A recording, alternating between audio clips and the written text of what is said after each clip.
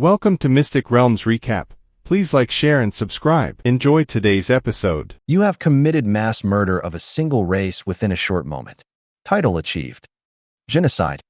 Whenever you aim to eliminate a large group of the same race, you gain an additional 10% boost to attack. Raising her eyebrows, Shiro didn't expect her spell to award her with the title of genocide. However, it wasn't as if the reward was unwanted.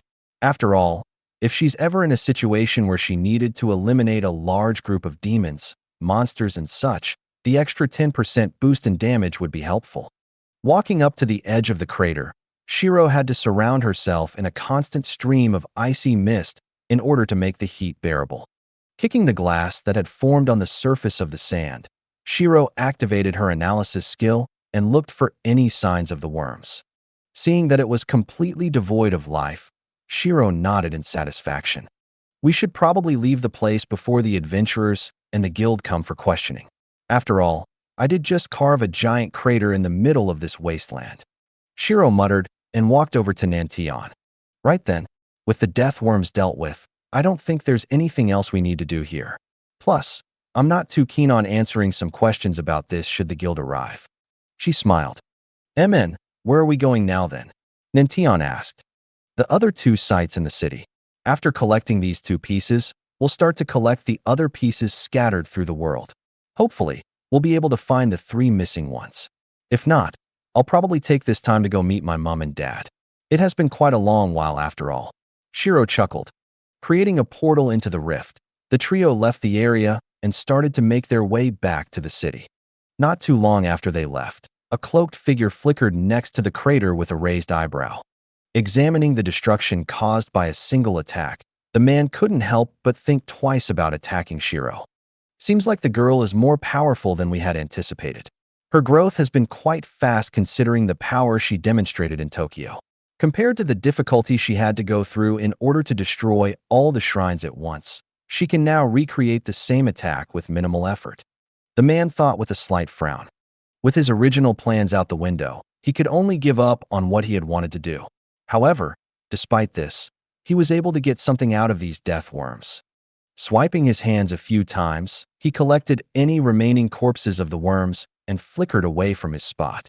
Little did he know, Shiro was watching through a few scouting drones that she had hidden around the area. Lil Tion, she called out. MN, seems like the man you met has been watching us quite closely. Shiro smiled and showed him a recording of the scene. Frowning slightly, Nantion had a serious expression on his face. What does he want to do with the corpses? He muttered in confusion. It doesn't matter. Shiro grinned. Why? Because I made sure that they'll be erased if someone tried to get them, Shiro said while changing the screen of the tablet. Showing him a recording through the worm's perspective, she snapped her fingers. Suddenly, a burning energy could be seen swirling inside the corpses as they started to glow with a yellow hue. Realizing that something was wrong, the man was about to cast a spell on the corpses to stabilize them, but it was too late. Asterisk boom. Kish. An explosion could be heard before the camera was cut off, signaling the destruction of the corpse.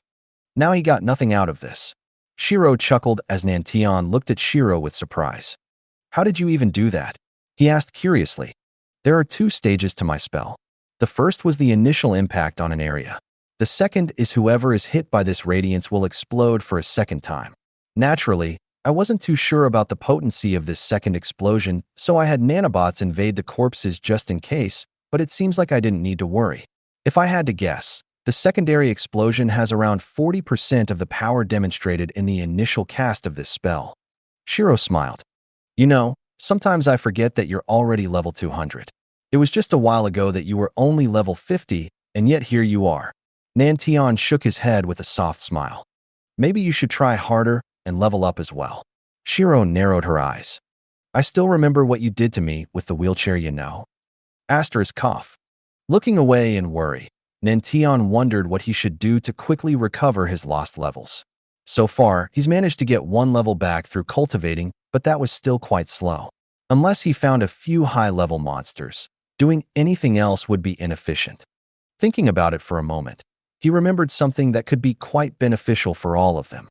Say Shiro, What do you think about going on a field trip of sorts with the rest of the party after we gathered all the pieces of the artifact? Of course, we can also wait till after you meet your parents if that's what you want first. Nantion asked. What kind of field trip? One that takes us to Greece. Mount Olympus. After the integration of the system, gods of the different countries became real and naturally, the Olympian gods were no exception. Of course, I even got a few class-up choices from them. One from Athena and another from Aphrodite. Apparently, one was impressed with my battle style and the other was impressed with my beauty. My friend also got from Hephaestus, the smithing god. Shiro replied. *PFFTTT. Wait, you got a class-up option from Aphrodite? Nantion widened his eyes in confusion. Even if she was beautiful, surely that wouldn't warrant a class from the goddess of lust now, would it? Yeah. Apparently, the class will center around how I charm people and turn them into my loyal subjects. It's not really how I do things, so I rejected that class immediately. Shiro shrugged. That, and also even if Mum picks that class, I doubt she can do anything about it. She's a maiden after all. Speaking of which, Mom, have you had your first kiss yet? Een asked curiously. Blushing slightly, Shiro glared at Een for her to shut up. Oh my god, you really are a maiden. Nimue muttered. Hush it. I never found anyone that took my fancy enough for me to kiss them, okay? Plus, I spent most of my years in Aria just killing *T. Hell, even as Kuromi, I never found anyone that I liked enough for me to kiss. Shiro pouted in annoyance. Looking at Shiro's embarrassed expression, Nantion understood that she was probably talking to the spirits right now. Honestly, I'm not surprised that Shiro hasn't had her first kiss yet. If someone tried to force it, they'd be killed in no time, and I don't think she's focused enough on romance to actually find someone to kiss. Nantion chuckled as Een nodded her head. True. With how things are progressing right now, I doubt Mum will be bothered to find anyone. After all, the fate of the world is at stake. Een shrugged. Mum might even become a goddess of purity, ha. She laughed at the thought. Do any of her actions seem pure? Nantion raised his eyebrows since a goddess of purity stabbing the rear and is not exactly a pleasant thought. Well, you're true about that. Probably the goddess of virginity then. Een grinned. Oi, I'm still here, you know. Shiro pouted slightly at the fact that they're making fun of her lack of romantic experience. Just kiss Lyrica or Nantion and get it over with then. Nimue said with a smug grin. No, because that's just insensitive and not sincere. Shiro shook her head. I may have no romantic experience for 3 lifetimes, but I'm not desperate to the point where I will just play with their feelings with my first kiss. Shiro shook her head. And you said that Shiro wasn't pure. Izul glanced towards Nimue. Ignoring the 2 spirits in her mana realm, Shiro turned towards Nantion. So why did you want us to go to Mount Olympus? Right. The reason I want us to go to Mount Olympus is because of the trial that we can undertake at the mountain. You see, each of the gods featured in the Greek myths has a trial that you can try to complete, and once you do, you gain rewards that are relevant to that god. An example would be the Zeus trial. Someone managed to complete it a few years ago and managed to receive a reward called Zeus Insignia. That skill allows him to control thunder at will, and his lightning attacks are extra effective. Plus, whenever he is hit by lightning, he could heal his health and mana at a rapid rate. Nantion explained as Shiro nodded her head. Oh, that is indeed quite impressive. If Een manages to complete the Apollo trial, then wouldn't her fire evolve once more? Shiro narrowed her eyes. Indeed. Another reason to go there is that depending on how well you complete the trial, you gain levels equivalent to your performance. Therefore, it's a good place for me and the rest of your party since we need quite a few levels. Nantion chuckled. Indeed. The girls will get quite a boost if they receive a reward from the trials. Shiro nodded. However, I still want to see my mom and dad soon. We'll go after meeting them once then. She decided as Nantion nodded his head. Though, I'm not too sure about how long it might take. To be honest, the sooner we do it the better. There are 3 missing pieces to this artifact, and finding them might be a pain. She sighed. Perhaps you can leave it to your friend Lucius. After all, he did manage to find 7 pieces. Nantion suggested as Shiro furrowed her brows. As much as she wanted to leave it to Lucius, it would be bad to let him do all the work without getting anything out of it. I would say I'd pay him, but he's the master of a faction, so I doubt I can offer him anything substantial in terms of material wealth. We'll see how it goes. If he is willing to find the other three, then great. If not, we'll have to try finding it ourselves. Shiro shrugged. Well, if it comes down to that, I can allocate some of my subordinates to help us look around. If he was able to find the artifact sites, then I'm sure we can as well. Nantian smiled. Speaking of your sect, I still haven't seen the person who rescued you. The sect master. I need to give him my thanks after all. Shiro smiled. Well, we can go to the sect headquarters whenever you want. Really? Isn't there like a higher-up members-only type of thing? Shiro asked. Nope, because the master is fine with the lower-level members going there and studying. Of course, if they have any malicious intent, they'll be dealt with quite easily. Why do you think that the location is not disclosed? The only ones that remain are those that respect the sect's rules. Nantian smiled. I see. Could it be because of the people from the Victoria family? Shiro asked, since she knew that they had an army of contracted monsters. Even a Hydra was under their control, so they should have a few trump cards up their sleeves. Partially. The high-level monsters are certainly helpful, but we have more than just the Victoria family, who protects the sect. Families who specialize in formations, powerful attacks, detecting spies, infiltration, and the such. At one point, we even had a double agent who was sent to spy on one of the families only for him to come back to the sect as a spy for that family. Nantian laughed as Shiro could imagine the awkwardness of that situation. Is there a family for torture specialists? I'll be quite interested to see what kind of techniques they use. After all, it might make my job easier in the future. Yes, we do. I feel like you would have quite a nice time hanging out with their eldest daughter. Her name is Fenri, and let's just say she's quite sadistic and unlike you. She has no problems with M's. Nantian chuckled. Why do you think that we'll get along just because we're sadistic? Wouldn't that just be a conflict of interest? Shiro tilted her head. It was like when two people are passionate about the same thing but have different views, and conflict may arise due to this. Well, I'm not sadistic, so I wouldn't know. Nantian shrugged. Making their way back to the city, Shiro guided them back to the first site so that they could ask Lucius about the remaining sites that have yet to be discovered. Don't worry about it. I have already got people to look around for the locations. I'm not too sure about how long it'll take, though. Lucius replied with a smile. He didn't mind sparing some manpower for this since it was important. If you want, I can provide you with some extra hands to help look around for these sites. Nantian offered with a smile. That would be helpful. How many people are we talking about? Lucius asked, since extra help would be much appreciated. Probably twice your current numbers? Maybe more depending on what happens. Nantian replied as Lucius paused in surprise. You'll have to give me a moment, though. I'll need to inform them about this first. Excusing himself, Nantian left the room so that he could contact them about this new quest. Staying silent for a moment, Lucius looked toward Shiro. You got yourself quite the impressive friend, huh? He chuckled as Shiro only smiled. I suppose so. Speaking of impressive, I heard that you caused quite a commotion in the wasteland. Lucius narrowed his eyes. Collateral damage. If I didn't do what I did, a horde of juvenile death worms would have been set free. Shiro chuckled. A horde? I thought that they didn't come in hordes. Lucius asked with a serious expression. They don't, or at least, they shouldn't. This is clearly abnormal, and it may be the doing of the Black Monarchy. Those guys again. There are several reports of increased activity from the Black Monarchy recently. Lucius sighed. Do you know anything then? Shiro asked curiously. Unfortunately, no. They're quite hard to catch, and any that the government has managed to catch kill themselves before anything happens. I swear, they're a bunch of crazy B** starts. Lucius massaged eyes. Well, you might want to be careful in this city then. Lil Tian is someone familiar with them, and a higher up in the Black Monarchy is near this city. He is probably the main culprit behind the death worms. Shiro reminded. Thank you for your concerns. Also rumble. Before Lucius could finish his sentence, an earthquake shook the entire place as Shiro quickly adjusted herself so that she didn't fall over. What the *ck? She muttered with a frown, since she could feel a sudden surge of demonic energy towards where the anchor used to be. Rushing out of the room, she could see Nantian with a deep frown on his face. Seems like that man wasn't too pleased about you getting rid of the corpses, he said while showing her an image on his phone.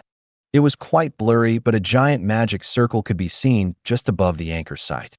Narrowing her eyes, Shiro could faintly make out the silhouette of a cloaked figure, adding more magic circles into the mix. What is he planning? Shiro muttered. I'm not sure, but I'm not willing to find out. Nantian shook his head. Well, do you want to finish what we started then? Shiro asked with a smile. Sure, but if things are becoming dangerous, we're leaving immediately. You shouldn't underestimate this man, Nantian reminded. After all, Nantian knew that the man was someone who wanted to make him fall, and Shiro was the catalyst. This could be bait, but at the same time, letting him mess with an anchor site could spell a bigger danger to this world. Nodding her head, Shiro dragged Nantian and Een into her rift and brought them out of the sight. Flying through the air, the three of them could see a black cloud approaching from the distance. However, it was not a normal cloud, but rather one that was made up of thousands of densely packed demons. Suddenly, a black crystal descended from the sky and slammed into the anchor site. Recognizing it to be similar to the anchor that she had destroyed, Shiro had a bad feeling about its appearance since it was 10 times as big as the previous anchor. Looking up at the giant crystal, Shiro felt her entire body freeze over, as if she was being stared down by a deadly predator that could kill her in an instant. She hadn't felt like this since the time she watched her village get destroyed and she was kidnapped by the scientists. She felt weak in front of this crystal. Shiro. Suddenly, Nantian's voice broke her trance as she quickly held her head. Huh? What happened? She muttered in confusion while glancing to her side. A mass fear skill. To think that Crystal was able to inflict a high-level fear skill that even affected me. Nantian replied with a frown. Currently, a necklace could be seen faintly shimmering on his neck. Hero's Courage, orange. A necklace worn by a foreign hero. Throughout his entire life, he was fearless against all adversities. When worn, you are less likely to be feared. Active skill, Inspire. All allies around you gain a 90% resistance to fear for 1 minute. Cooldown, 5 minutes. Fear skill, Shiro narrowed her eyes and took a moment to calm herself. Glancing through her database, she noticed a lack of fear resistance which annoyed her since the ones she did have are rather mediocre. However, they were better than nothing. Snapping her fingers, a ring was created with all of the fear resistance skills. With her mind now clear of the fear skill, she could see her surroundings with better clarity. Taking a second look at the crystal, she could see 2 glowing modes of light that seemed to resemble a pair of eyes. These motes would dance around ever so slightly, as if the owner of these eyes were surveying the location. Glancing towards the black cloud made up of demons in the distance, the motes seemed to pause for a moment before looking around once more. Once they landed on Shiro, Een, and Nantian, the motes kept their gaze on the 3 of them before disappearing. The hell? Shiro muttered. Despite having the ring and Nantian's help in dispersing the fear skill, her mind still told her to run. We should probably back off, Nantian suggested as Shiro nodded. It's a damn lizard, Een muttered with a glare. Lizard? You mean the owner of those eyes is a dragon? Shiro raised her eyebrows. MN. I can feel it in my blood. It's a damn lizard, and it's a powerful one at that. Een nodded her head. Don't worry though, I'm not gonna fight it. She shrugged and turned around. Glancing towards Nantian, Shiro nodded and prepared to leave. However, before they could take another step, a cloaked figure appeared in front of them. Instantly recognizing it to be the man who caused all of this, Nantian attacked without hesitation. Don't kill the messenger. The man chuckled and snapped his fingers. Suddenly, a dark barrier appeared around him and deflected the sword. Surprised by his defense, Nantian was about to attack again as Shiro followed up with Athra in her hand. Twisting her body, she stepped to the side of Nantian and attacked in sync. Shaking his head, the man dropped the barrier and faded into mist, causing their attacks to miss. Reappearing a little further away from his initial spot, the man shrugged. Quite hostile, huh? Regardless, you can watch my queen's descent for yourself. He grinned. Snapping his fingers, the outer layer of the crystal shattered apart as the shards shot towards the black cloud of demons. Shredding through the demons like they were paper, they could see faint trails of blood flowing towards the crystal. Within a few seconds, the horde of demons were gone, and the crystal fell into an eerie silence. We're getting out of here. Shiro frowned and summoned Estrella. Dragging both Een and Nan into the portal, they started to run with all their might. While this was happening, the appearance of the crystal caused a crowd to gather not too far from the anchor site. The guild staff brought out scanning equipment and wanted to see what the crystal contained, but nothing was discovered. Slowly, the crystal seemed to lose its solidity and started to melt in a strange fashion. Condensing into the form of a young girl with a long black dress, she tilted her head and glanced towards all the adventurers with a bland expression. Her black hair fluttered in the wind, while her purple eyes seemed to pierce into their soul. Feast, her cold voice rang out.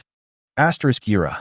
Suddenly, a portal opened up above the adventurers and a giant dragon had descended with a piercing cry. Opening its maw, it consumed a large chunk of the wasteland and hundreds of adventurers before retreating back to its portal. Silence reigned the wasteland as the adventurers didn't know how to react. Shocked at the display, it took them a moment until the first cry of panic could be heard. With that cry, a domino effect of sorts occurred, and the adventurers started to run away.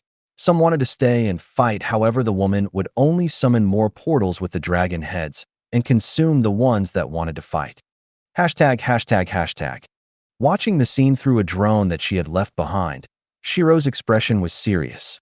What kind of queen is she? Dragon? Darkness? She muttered. Nan didn't say anything since his gaze was fixated on the man that was near the woman. Despite all his talks about killing Shiro to make him fall, he had not attempted that yet, which is strange to him.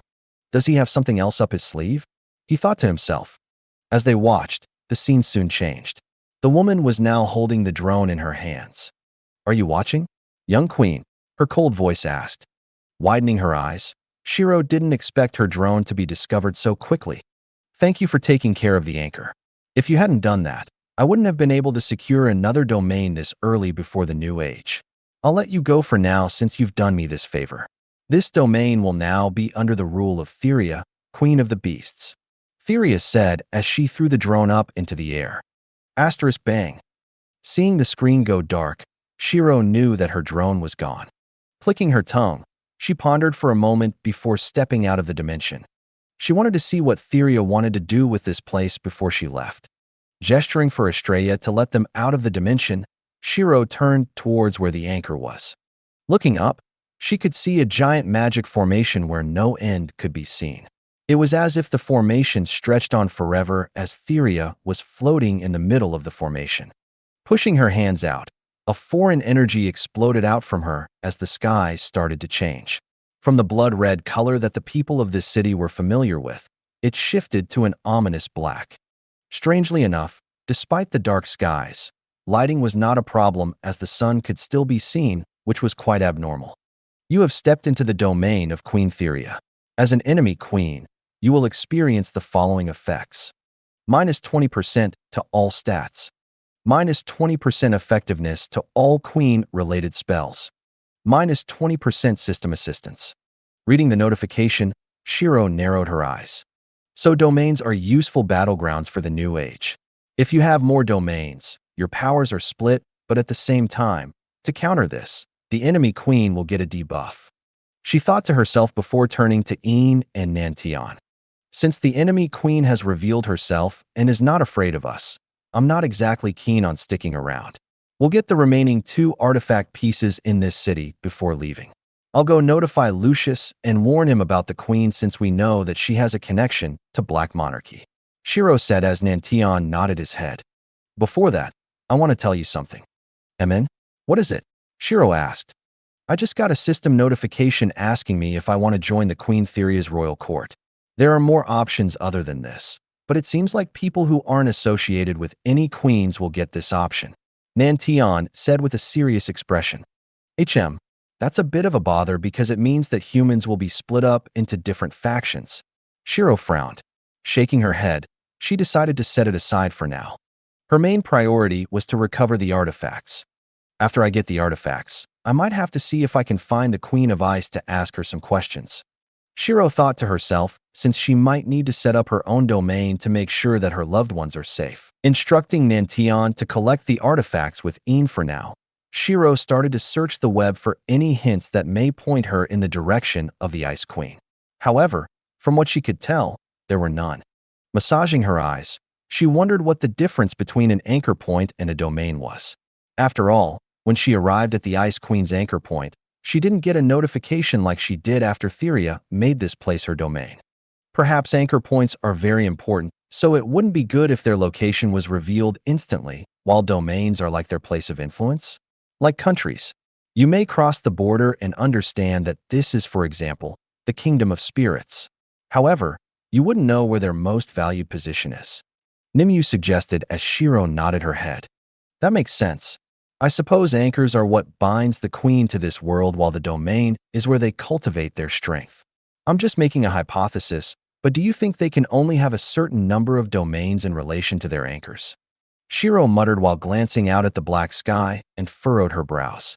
So far, the queen hadn't done anything, so she could assume that she didn't have any plans to kill her just yet. Thinking of this point, Shiro then turned her attention to the Black Monarchy. After Theria made this place her domain, she could pick up on multiple suspicious figures entering the city through her drones.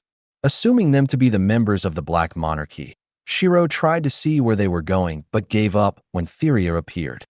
Right now, she is in another queen's domain, and pissing her off isn't the smartest choice. Plus, there were too many unknown variables that could be in place right now, so fighting would be highly advised against. ####. Spending a day in the city, Ian managed to collect the other two parts of the artifact, and they were preparing to leave. She had already told Lucius about the dangers, but he was already preparing to leave. After all, everyone saw what happened when she descended onto this city. Thousands were slaughtered in an instant, and he didn't want to play around with his life. Naturally, recordings of this event were spread to the net and the government were notified. However, they didn't want to fight her just yet since they didn't know the extent of her power, and sending more people in without knowing anything was just a waste of manpower. During the day that she had spent here, Shiro managed to collect some information in regards to what happens when a queen secures a domain. Those that are rather average will be granted an option by the system called civilian. They would receive Theria's protection, but in return, a small portion of their power would be given to her. The second option belonged to those that are more powerful than the average adventurer. They would get the option of domain guard. With this, they will get special privileges and are bound to the queen. According to a few people, the privileges and penalties they received were of the following. Privileges: plus 10% to all stats. Enhanced dark element magic. Plus 20% to all stats if you are within the queen's domain. 2 high-level skills in relation to your class. A certain amount of protection against demons, monsters, celestials, gods, and gods chosen. There were more, but it varied from person to person. These were just the common rewards. As for the penalties, there were quite a few, but these were the most important ones. They could not go under the rule of another queen unless the current queen is killed or a higher-ranked queen offers them a place in their domain. They have to protect a domain that they are assigned to. Should they fail this task, the queen is able to punish them as she sees fit. Should they betray the queen, they will suffer a permanent 25% decrease to their stats and receive the special debuff known as traitor. This causes the queens to look at them with contempt and would hinder any future attempts to enter another queen's rule. Thankfully for those that didn't want anything to do with the queen, they were under a protection period of sorts that didn't allow the queen to raise her hand against them for 3 days. However, that did not mean the members of the Black Monarchy couldn't, so the weak adventurers quickly left the city while they could. For those that were caught, they were killed immediately. Within a single day, a new kind of market was born. Escort hire. You would hire a powerful adventurer to escort you out of this city, since the Black Monarchy were guarding the teleport shrine along with the borders. The government wanted to send a few people, but the queen's offer only extended to those that were in the domain at the time of its formation. Meaning, the agents that the government sent were rendered to food for Theria's beasts. Betas. Even a level 400 was dealt with easily, which caused Theria to be marked as extremely dangerous on the government's list of dangerous individuals. Are you ready to leave? Nan Tian asked since Shiro had stayed behind to gather some information. Amen. I've gathered as much information as I could. Any more would be dangerous since we don't know the limits of Theria's power. She might not be attacking me because I made things easier for her and she looks down on me, but at the same time, that could just be a bluff and the system was preventing her. Regardless, I'm not keen on finding out. It's annoying, but fighting her on her turf is a no-go, and we'll need to run for now. At least till I can understand more about a queen's privilege, because we'll be able to figure out a way to kill her then. Shiro nodded her head. How should we leave? Through the teleport shrine or the gates? Nantion asked with a smile. Teleport gate. We're going to teleport to the closest city that has another piece of the artifact. Shiro replied while standing up. Mom, In called out. Emin, what is it? I think I figured out what the artifact is. In said with a serious expression. Oh, you have? Shiro raised her eyebrow in surprise. Yeah, I think it's a class-up object. After getting just 3 pieces, I feel my strength increasing even though I'm still level 158. I think it might be a situation similar to Lisa. Remember how she gained a level boost after becoming the light goddess's incarnation for a short while? In asked as Shiro nodded. When Lysandra became the light goddess incarnation, her level was increased to 75 in an instant, but the power she demonstrated was much higher than what a level 75 could output. Considering the background of this artifact being something that Fei Ling had left behind so that In could evolve and help their world, Shiro wouldn't be surprised if the artifact contained portions of Fei Ling's power. That's good then. With how things are developing, we need all the power we can get. After we get the rest of the pieces, we'll do a few raids with the party in order to get their levels up to par. During that, I can use the breaks in between to look for more clues on the Ice Queen so that I can get some answers from her. Shiro smiled. Are you sure she'll even answer your questions? Nantion asked as he wasn't too joyful about Shiro meeting another queen. From what he knows, all the queens are competitors, and the Ice Queen was no exception. Who knows if she'll kill Shiro to get rid of a rival before the race even starts? Probably not. However, it's a risk I need to take in order to actually know what's happening. If I can't use my privileges as a queen, then the coming age is going to be much harder. Plus, I need to win so that our world is safe. Shiro shook her head. Asterisk sigh. Figures. Seems like I'm not going to get a chance to level up anytime soon since I can't leave you alone. The moment I take my eyes off you, you're going to jump head-on into danger. Nantion shook his head with a tired smile. Well, maybe it's the other way around. Danger likes jumping onto me. Shiro chuckled. True. I swear, you must be cursed or something. Danger seems to be lurking around every corner with you around. Nantion laughed as they started to make their way to the teleport shrine. Making their way to the teleport shrine, Shiro could see a crowd of Black Monarchy members that were blocking the entrance.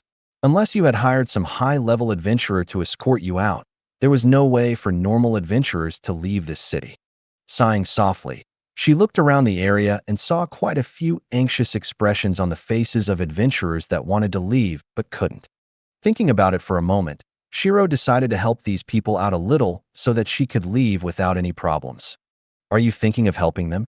Nantion whispered over after seeing the concern in her eyes. Amen. We might as well since I'm here anyways. Shiro shrugged. What about the queen? Wouldn't you be provoking her? Nantion raised his eyebrows. Don't worry about it. We'll finish it quickly. Shiro chuckled and started to walk towards the entrance. Releasing her killing intent, ice swords started to form in the air. Those that want to leave, you should do it now while you can. As for you lot who are blocking the way, either move or die. Shiro said with a smile. Who do you think you are? You're in the domain of Her Majesty. You better bow do dash. Asterisk Poochie.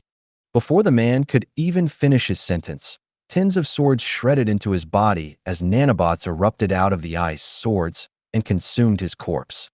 Anyone else who doesn't value their life? Shiro narrowed her eyes at the other Black Monarchy members. Sweeping her eyes through the crowd, she could already see a few of them preparing to call for reinforcements. Shaking her head slowly, she raised her hand and snapped her fingers. Then die, she said coldly. Suddenly, each of the swords broke apart into ice spears and pierced each of the Black Monarchy members. Those that wanted to raise a defense were stopped when a tiny needle enhanced with celestial path was stabbed into their throat.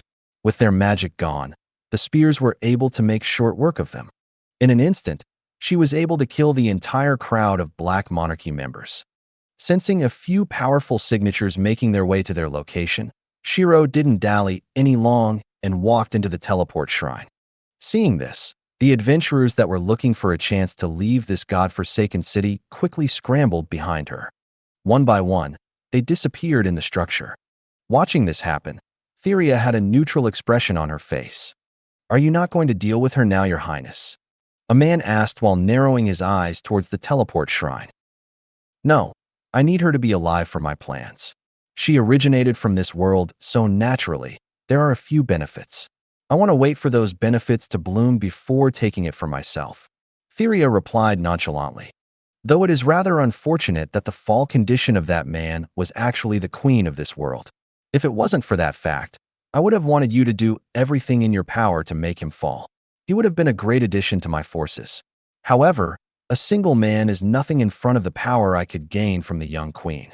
She narrowed her eyes at where Nantion had stood a moment ago. Nodding his head, the man couldn't help but wonder to himself about the kind of benefits that Shiro could offer to Theria as the queen of this world. After all, Theria had actually decided to give up on acquiring a supreme-grade fallen entity just for those benefits. "Do you want me to assign some of the members to assist her in cultivating her strength?" "No need.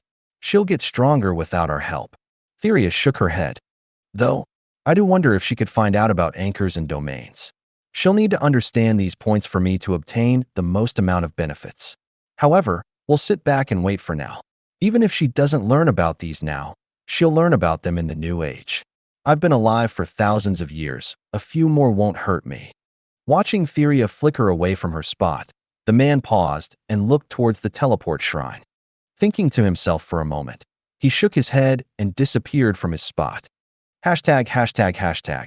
Stepping out of the teleport shrine, Shiro checked their location and was relieved to see that they had reached their destination safely. Even though she said not to worry, she had no idea what changes a teleport shrine could experience after a queen takes over a domain. Phew. Thankfully it worked out okay. Let's see. According to the map that Lucius gave up, the artifact should be to the north of our current location. Nantion. Like before, you should take Een to that place for her to get the artifact while I go around gathering some information," Shiro suggested with a smile. "Sure. What are you even looking for this time? If you're wondering about the queens, shouldn't you look on the internet rather than around us?" Nantion raised his eyebrow. "Half and half. I want to see if I can pick up on any rumors that I might have not found on the internet," Shiro replied with a smile. "I see, fair enough." Nantion nodded his head and started to make his way to the artifact site. "I'll wait. Before you go, take this. It should make it easier for the Shadow Temple members to let you through," Shiro called out and passed him the ornament that Lucius had gave her. "Thanks." Watching the duo disappear, Shiro looked around and figured that she should probably either go to a bar or the guild to hear some rumors. "It's a shame that I can't get drunk since my tolerances are abnormal, but I should be able to get some decent rumors from the bar," she thought to herself. "Why is that a shame? Shouldn't it be good?" Nimue asked. "Well, I've had alcohol before, but I've never been drunk. I'm just curious as to how it would feel." Shiro shrugged.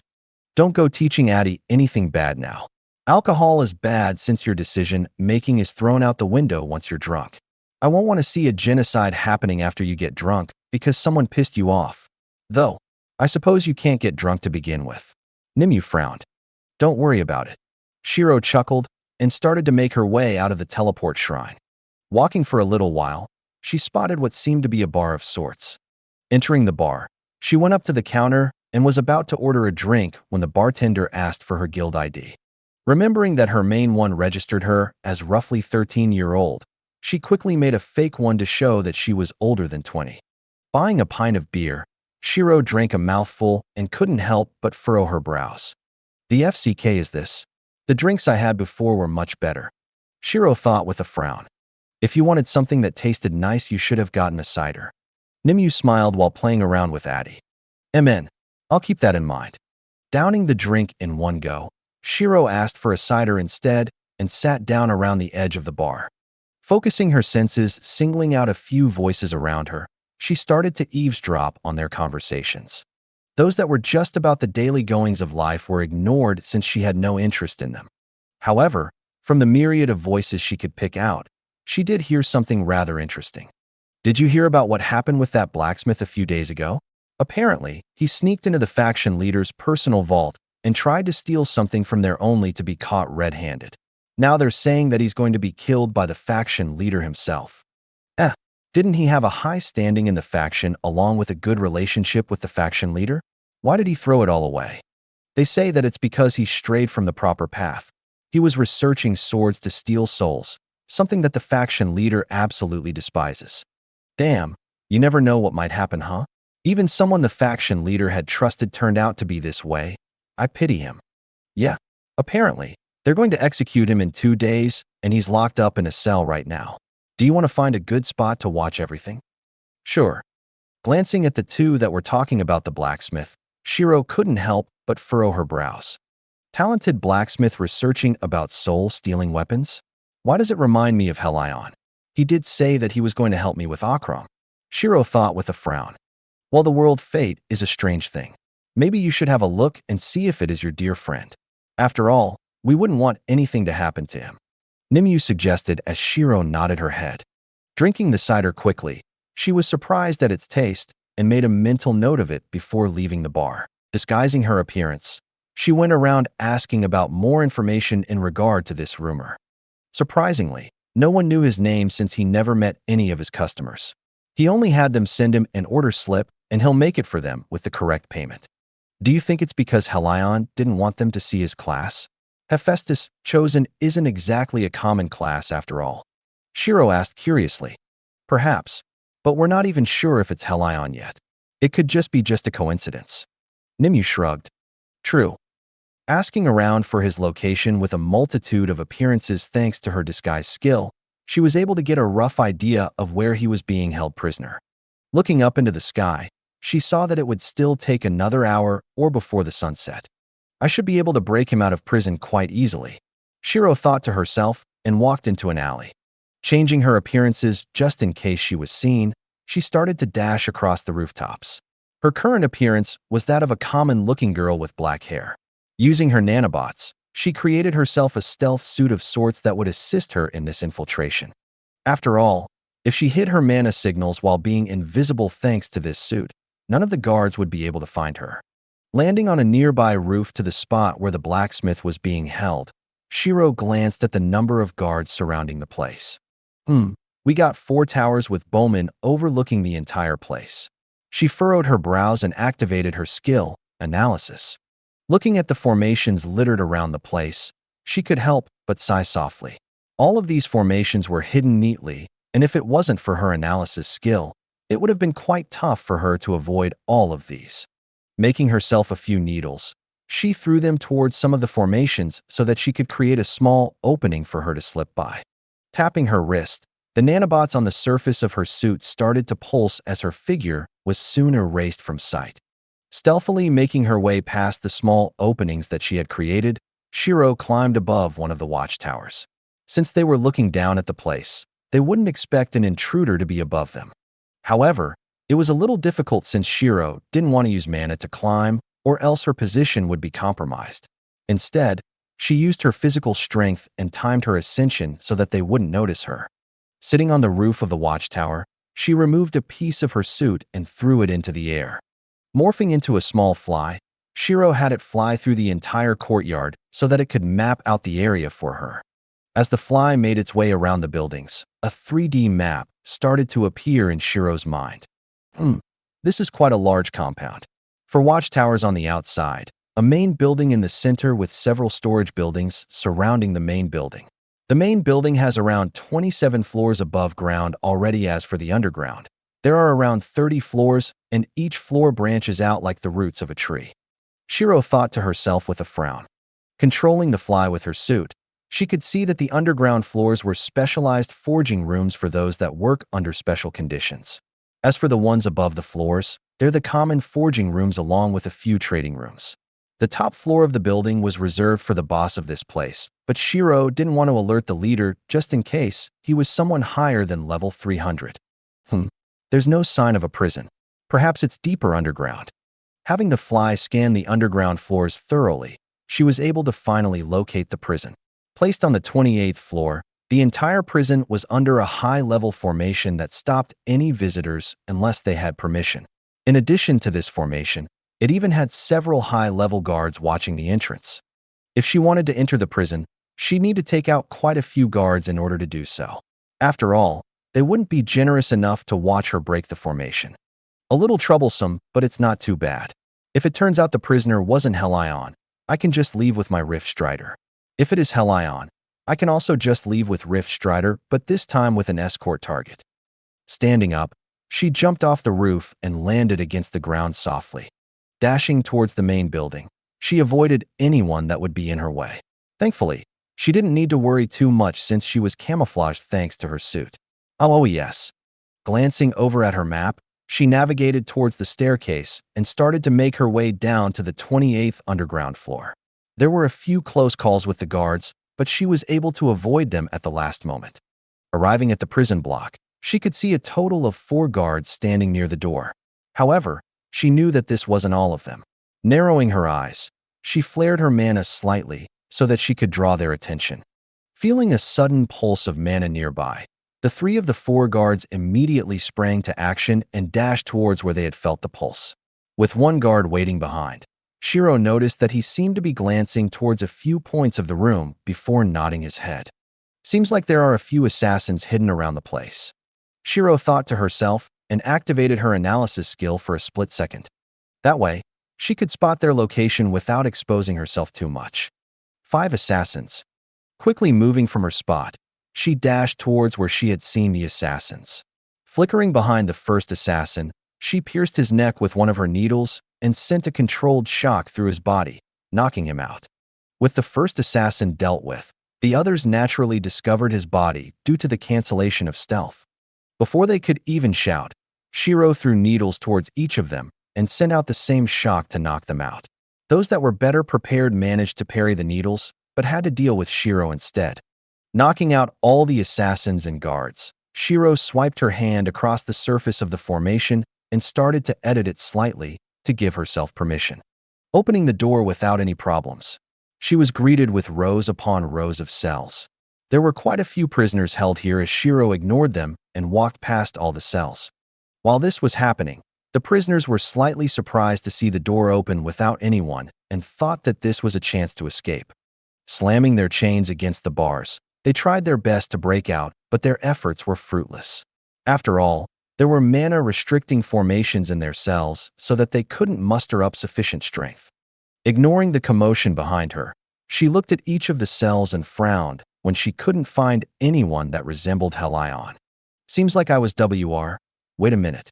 Noticing something mid-thought, Shiro crouched down and pressed her hand against the floor. Since she was already making trouble, it wouldn't matter if she flared her mana a few more times. Activating her analysis skill once more, she started to map out the area once again.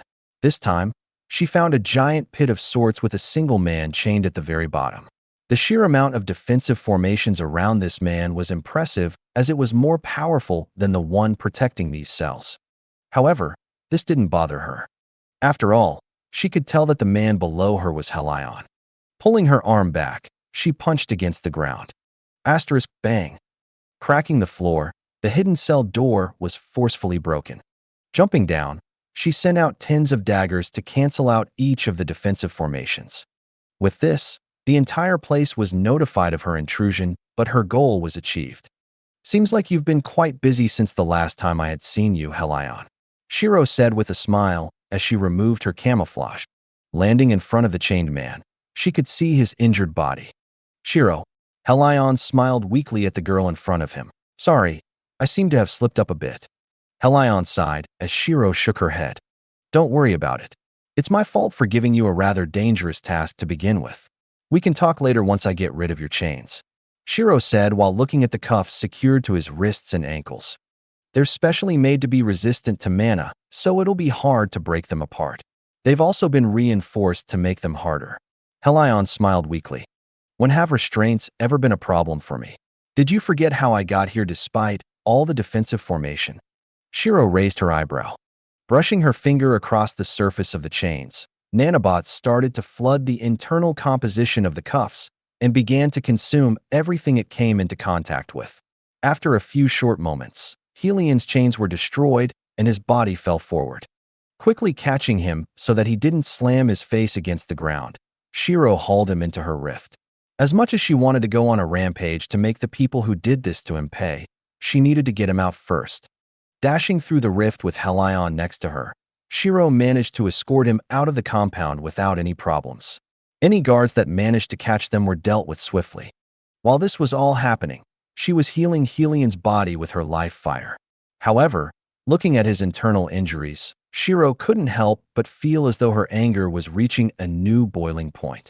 Not only were his bones essentially shattered, but his organs were also poisoned. Using a few charges of her grace skill, she managed to heal him back to full. "Thank you," Helion said as he could finally breathe properly after a long time. "Don't sweat it. Let's go get a room for now so that they won't be finding us anytime soon." Shiro nodded her head.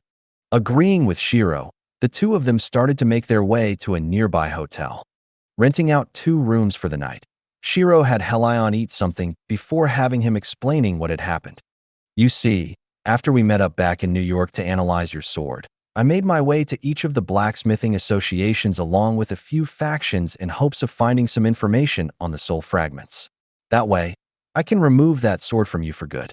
However, during my search, the information I found was rather basic until I caught wind of a rumor saying that the blacksmithing faction in this city had dealt with soul fragments before.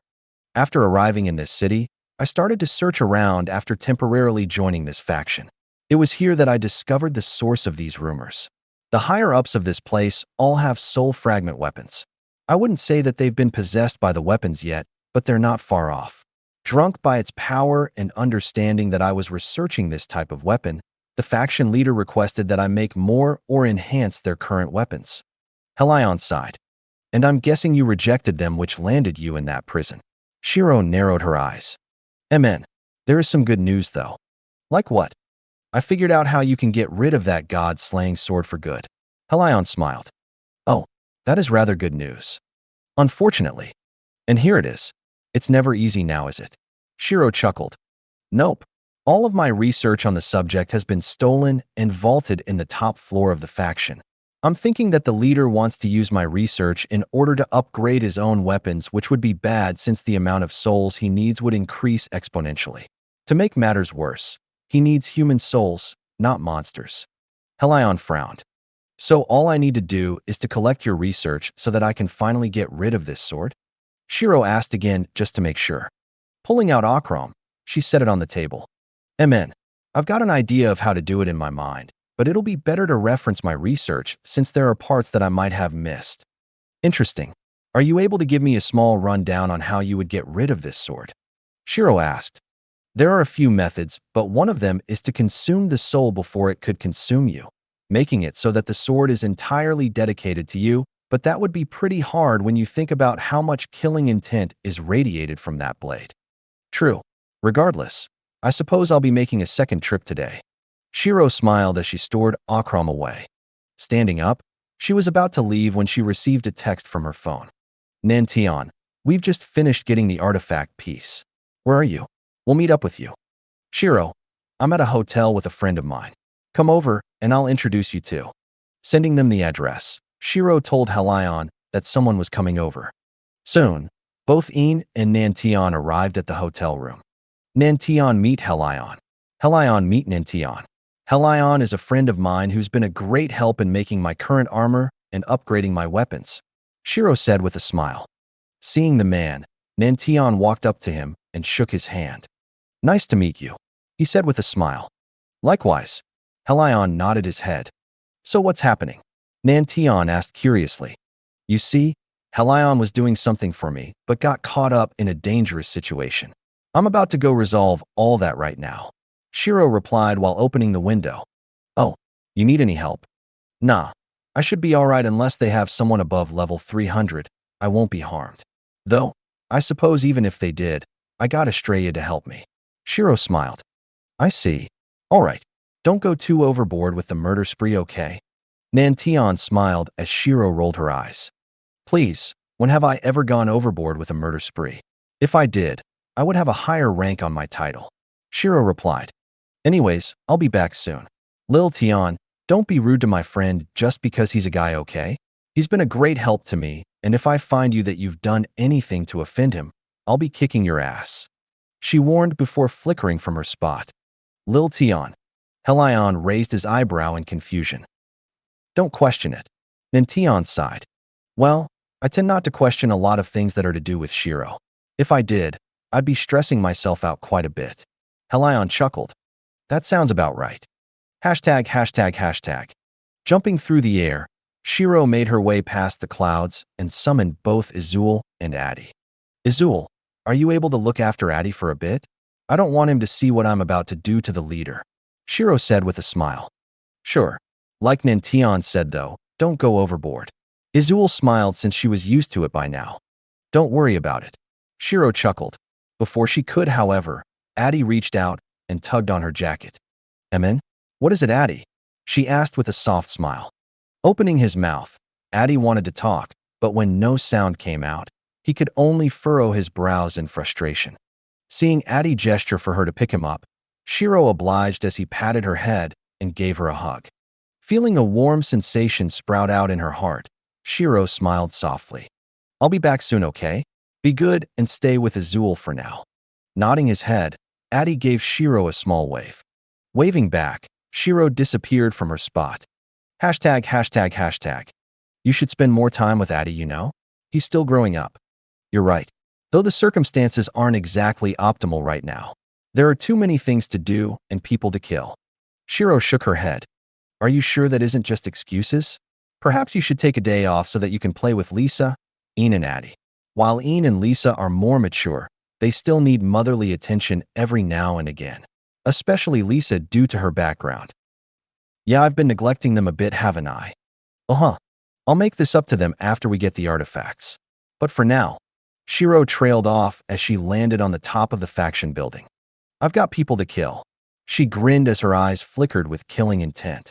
"They've probably discovered that Helion is missing right now, so I don't need to worry about stealth. The only problem is dragging an innocence since they haven't done anything wrong to my knowledge. I need to make sure I only kill the higher-ups." Shiro thought to herself and slammed her hands against the roof of the main buildings. Asterisk, boom. Suddenly, a giant Tier 5 magic circle erupted out as the defensive formations started to crack one after the other. This should draw them out. I need a way to single out those that have soul fragment weapons, so Akram should come in handy. Snapping her fingers, nanobots started to appear in front of her as she created a scanner of sorts. Placing the god-slaying sword Akram into the chamber, it started to look for any weapons that are remotely similar to Akram. As this was happening, she could sense quite a few powerful presences coming towards her. Interesting. Their auras are rather demonic? No, that's not right. Corrupt? That's not it either. Shiro narrowed her eyes. "Who are you?" A booming voice called out as several eyes locked onto Shiro. "Just a busy person who's pissed that you hurt a close friend of mine. Let's just say I'm rather annoyed that he was placed in a near-death state."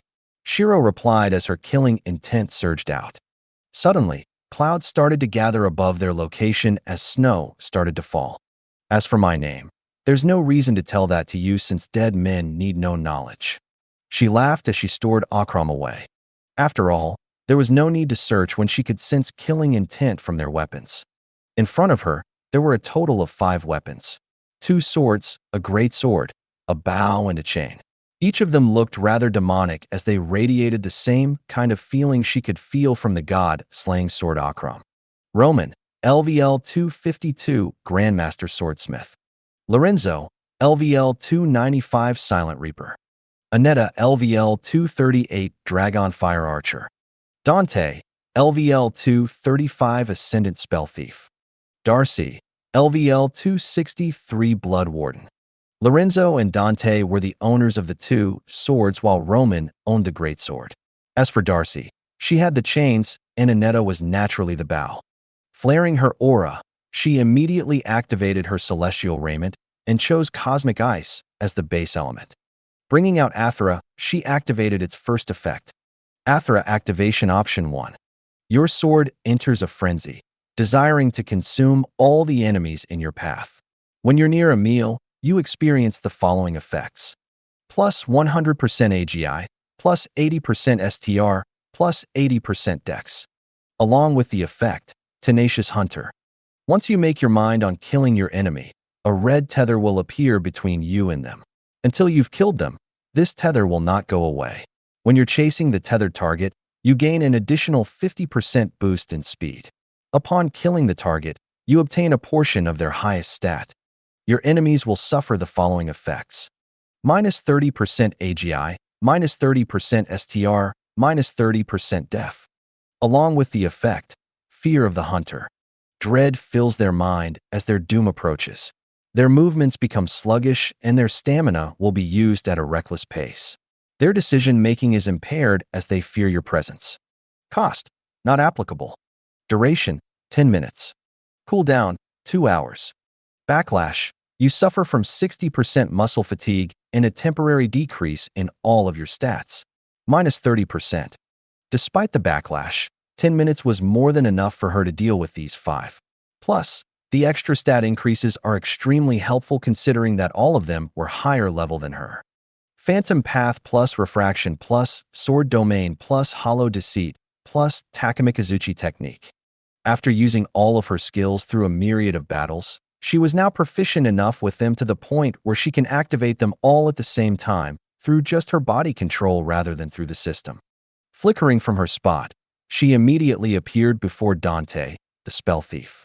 She knew of the class's capabilities, and it was not one she wanted to leave alone in a team fight. Looking at the white-haired woman that appeared in front of him, Dante's eyes widened in fear as a red tether linked the two of them together. "You're the first one," Shiro whispered towards Dante. Her eyes seemed to glow under the moonlight as his movements felt sluggish. Normally, he could have raised his sword to defend himself or even steal her magic, but time seemed to slow down and he was rendered defenseless. Suddenly, a chain accurately wrapped around Shiro's waist despite the other clones and tried to pull her away. Unfortunately for the group of adventurers, this is where her skill, Hollow Deceit, came into use.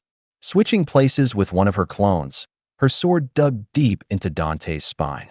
Twisting her body, she cut her sword the spine before pushing forward, piercing his throat. Flipping her body up onto the sword, she managed to dodge a few sword swipes from Lorenzo, who tried to sneak up on her. Reinforcing her leg strength, she kicked the head as hard as she could and launched it towards Anetta to throw off her aim with the bow. With Dante dead, the Roman didn't have to worry about hitting his ally and swung his greatsword towards her. Jumping into the rift, she exited above the group and aimed her palm at the greatsword-wielding adventurer. Frozen hell, frozen slumber. Suddenly, the snowflakes that had been falling from the sky morphed into chains and lashed out towards him, locking him in place. Once again, a red tether appeared between the two of them as her blade traveled towards his neck. However, Darcy was prepared. Activating one of her skills, blood drained from Dante's body and started to pierce towards Shiro. Sensing danger, Shiro cut her attack short and sent out a pulse of air, moving her body to the side and barely avoiding the blood that tried to pierce her body. Analyzing the current state of the fight, she understood that Darcy was probably the most troublesome one due to her utility. Pulling down her mask, she breathed out a wave of cold air and activated her skill, Elemental Breath. The cold air slowly solidified into a wave of ice needles that shot towards Darcy. Seeing this, she tried to dodge out of the way, but chains had already locked her foot in place, causing her to trip towards the needles. Arg! Crying out in pain, the needles dug deep into her body while the ones that pierced her eyes shattered them to dust. The second one, Shiro whispered like a grim reaper as she appeared behind her. Gently wrapping her hands around Darcy's head, she snapped her neck and pierced her sword down into Darcy's body, pinning her corpse to the roof of the building. Shocked at Shiro's performance, the other three did not hesitate to pierce their weapons into their own bodies. Suddenly, black armor started to wrap around their bodies as their eyes seemed to glaze over. Pulling back on her bowstring, Anetta sent out a flaming arrow that started to melt everything around it. Twisting her body, Shiro was about to cut the arrow in half when it split apart into dragon heads and bit at her body. Before they could even rejoice at the first proper hit they had dealt to Shiro, several copies of Athera appeared beside her and blocked the dragon heads from harming her body. Sorry to tell you, but Athera isn't one sword. It's multiple. Shiro narrowed her eyes with a grin. Grabbing a second copy of Athra with her spare hand, she kicked against the floor and dashed towards Roman. Yura! Shouting out in anger, a red glow encased his body as his sword cleaved towards her body. Raising up her spare hand, she stepped to the side and parried his blade. Just as she was about to use her main hand, a second blade entered her peripherals as Lorenzo's blade was coming closer to stabbing her head. However, she didn't hesitate at all. With a single mental command, the remaining copies of Athra pierced towards him and skewered his body. Stomping down against the ground, two pillars of ice erupted out beside her and slammed against Roman and Lorenzo's body, sending them into the air. Force of Elements. Activating her Force of Elements, she infused 3 elements into the skill as a giant multicolor blade descended from the sky, piercing their bodies and cleaved them in half. With these 2 dead, the only one who remained was Aneta. Before she could even think about running, Shiro pivoted on her foot and activated Borealis Lance. Bang! Smashing through Aneta's body like it was nothing, the lance left behind a gaping hole in her chest as blood poured out the wound. Don't glare at me like that. Blame the fact that you were unlucky and hurt the wrong person. Shiro leaned next to Aneta's ear before crushing her head with her hands. Kicking the corpse aside, she punched a hole in the roof and made her way to the top floor of this building. After all, her goal was to retrieve Helian's research. Landing on the floor softly, Shiro looked around the top floor and saw a man sitting on an office chair while looking at her with a bland expression. Seems like you've been waiting for me. Were you not bothered about your men being killed on the roof? Shiro asked with a smile. However, even after waiting for a few moments, the man did not respond. Furrowing her brows, she scanned his body and realized that this was a literal husk. A human puppet that had no organs. The hell? She frowned. Just as she was about to investigate the body for anything that might be useful, it started to twitch as mana filled its insides. Rather crude hobby you have there. Shiro clicked her tongue and made some distance between her and the puppet. Who are you? A cold voice asked as the puppet's eyes turned towards her. Not important. Though I might tell you who I am if you tell me who you are first. Shiro narrowed her eyes. I can't sense the other 5, so it seems like they've been killed. Well, no matter. They're only prototypes anyways. The controller of the puppet ignored her. Standing up, the puppet attempted to walk when ice chains erupted out from every corner and restrained its movements. I did just ask you a question. Mind answering first? Shiro warned. Tilting his head, the puppet glanced towards Shiro once more. Perhaps you're the cause of all this? Interesting.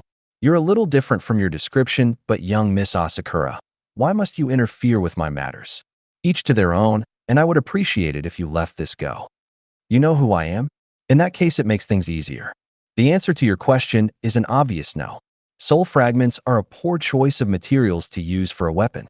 Out of all the metals that you could have chosen, you decided to use souls. What? Shiro asked. You don't need to know. Since you insist on interfering with this, then I can only warn you to watch your back. The controller replied nonchalantly. Suddenly, the mana inside the puppet started to go out of control as Shiro understood that it was about to blow up. However, she wasn't worried.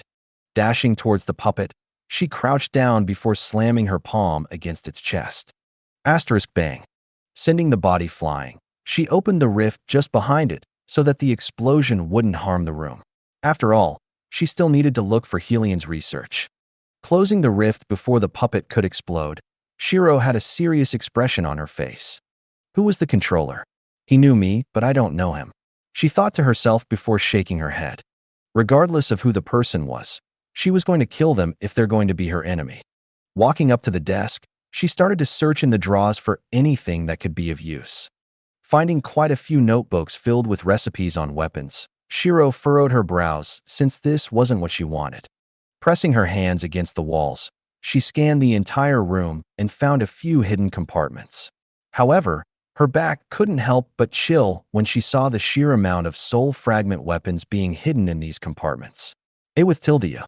Even though she was fine with killing people so long as they make themselves her enemy, seeing this many weapons made from souls still disturbed her slightly. TCH, what a freak. Shiro thought with a click of her tongue. Punching a hole into the compartments, she could find a few notebooks besides the weapons. This time, they were about research on the soul weapon. Casually flipping through the pages, she glanced at one of the lines. The most effective way in making the soul fragment weapons are placing the subject under intense torture. With this, they will feel a surge in negative emotions which in turn would empower the finalized projects. Looking at the swords stacked up on the side, she knew that the amount of people killed to make this is by no means small. The B** starred is like the light god. Both should just F** king die. Nimue frowned as Shiro agreed with her opinion. Reaching out for the swords, she started to store them away one by one since it would be bad if these weapons were to be released out into the world. Unfortunately, since these weapons weren't made personally by the controller of the puppet, she wouldn't be able to track him down. I should probably make note of this and report it to Keiko so that she could bring it up at the next National Assembly. Though with Theria making the status of queens known throughout the world, I can imagine that the next assembly is going to be quite overwhelming. Shaking her head, she started to search the other compartment. Finding more soul weapons and research notepads, Shiro stored them away and prepared to leave. Actually, I should probably take the other 5 weapons I saw earlier as well. Jumping up to the roof, she crouched down next to the weapons and threw them into her inventory. Glancing down at the panicking guards, Shiro wondered if there were anyone else with the soul fragment weapons in this city. If there was, she might as well deal with them now. Since you're out here, you might as well take care of them now? Nimue chuckled since she didn't want Shiro to go back just yet. After all, it was rare for Shiro to enjoy herself freely like this. True. In that case, then I got a great idea. Shiro smiled. Jumping up into the air, she flew past the clouds and pushed out her palms. Similar to what happened with Wrath of Stars, a giant Tier 5 magic formation started to stretch across the city as Shiro brought out a few of the soul fragment weapons. Making them float in the center of the formation, she started to modify the formation a little so that rather than attack the people that own a similar weapon, it would only show her where they are. After all, if she sent down arrows that exploded upon contact, she could accidentally drag in innocent civilians. Soon, she could see pillars of red light shooting up into the sky. Bingo! She grinned as the formation was just a giant mini-map. When it discovers anything that matched the description that she had inputted, a pillar of light would appear around its location. So about 15 more people with this weapon, huh? Shiro narrowed her eyes. Seems like it. 15 more people for you to kill. Are you able to handle them? Nimue asked curiously since she was currently suffering from the backlash of using Athra. Backlash. You suffer from 60% muscle fatigue and a temporary decrease in all of your stats. Minus 30%. Yes. If anything, I'd say that this makes it fair for the people I'm about to haunt. 60% muscle fatigue ain't too bad, and as for the 30% decrease in stats, let's just say that the stats I obtained from the recent hunts with Athra make up for the difference. Shiro grinned. After all, whenever she kills a target that is connected with her tether, she obtains a portion of their highest stat. After the last fight, she managed to get a small increase to all of her stats except for INT since they didn't have a mage with them. Taking a deep breath, she flicked her wrist and summoned Athra into her hands. The night is still young. I have plenty of time to deal with them. Who knows? I might even torture them a bit. You know the saying, eye for an eye, tooth for a tooth? Let's just say I'm about to add another verse. Torture for torture. Shiro narrowed her eyes and flickered from her spot. ####. Looking up at the sky, Nantion had a smile on his face. Seems like she's thoroughly enjoying herself. That's good, he muttered. Aren't you worried? She's going to be up against level 200 plus S. Helion asked curiously. Nope. It's the same with you, isn't it? We both know that she can handle herself in a fight, so I'm not too worried. Plus, knowing what she's like, she'd probably be annoyed if I denied her of her fun. Nantion chuckled. True. I'll tell you what though, after researching soul fragments, I think I discovered quite an interesting detail about everyone who has a connection with the system. Oh, what's that? Nantion raised his eyebrows. Our souls are owned by the system. What? Nantion looked at Helion with surprise. Even Een was intrigued as she glanced towards him. You see, the souls that they use for the soul fragment weapons are simply too small to be the full soul. Even when they try to extract it with 100% efficiency, the size of the soul is too small. Think of it as inserting mana into a puppet and controlling it that way. You only need a small strand of mana for that puppet to move. It's the same situation with the system and our souls. Think of the system as the mana and our soul is the main body. We pilot our physical bodies, and when we die, the souls that we find are just the tiny spark we use to pilot the body, while the main body of the soul is under the system's ownership. Even if our main body was to die, our souls live on. Meaning, unless something was to target that main body directly, we wouldn't truly die. The system can then do whatever it wants with our souls. Whether that be to just erase us or transform us into monsters, I don't know. Helion explained as Nantion fell silent. It made sense from a few standpoints since he knew that Shiro had already lived through 3 lifetimes now.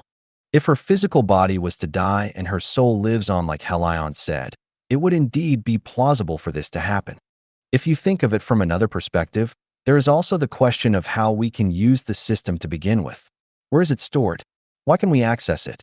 How is this giant network of information even accessible to us? If our souls are directly linked to the system, as in we use it to pilot our bodies, then it would make sense that we can utilize the system through this connection. Interesting. Then are you suggesting that we can possibly kill a person forever if we destroy their main body? Nantion narrowed his eyes.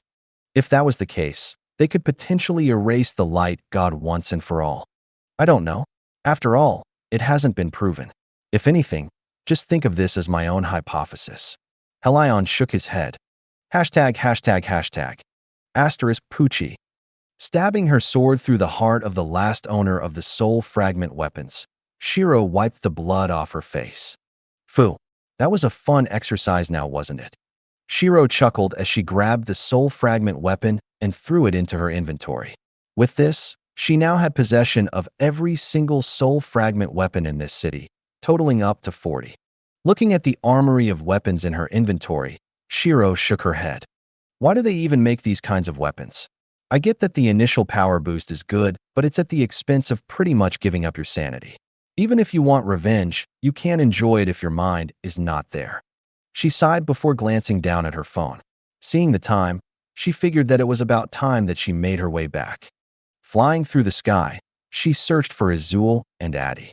In a few short moments, she managed to spot them walking through the streets as Azul showed Addie around with a smile.